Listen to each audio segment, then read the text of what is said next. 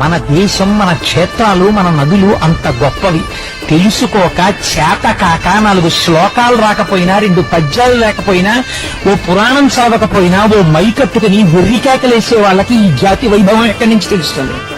చదివితే తెలుస్తుంది. నీకు రామాయణంలో ఒక శ్లోకం చదవడం వచ్చా? నీకు రామాయణంలో ఒక శ్లోకానికి అర్థం చెప్పడం వచ్చా?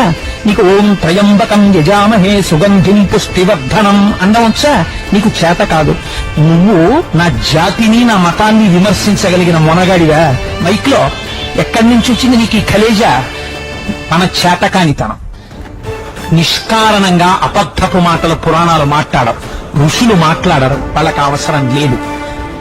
నిరూపింపబడ్డాయి. అనవసరపు విషయాలు ప్రస్తావన చేసిన వాళ్ళు లేరు.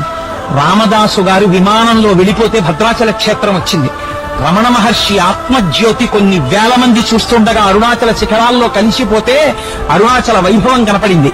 కేంద్ర ఆర్థిక మంత్రి అంతటి వాడు ప్రదక్షిణం చేస్తున్నప్పుడు జ్యోతి రూపంగా కనపడితే స్థానువులు నిలబడిపోయాడు.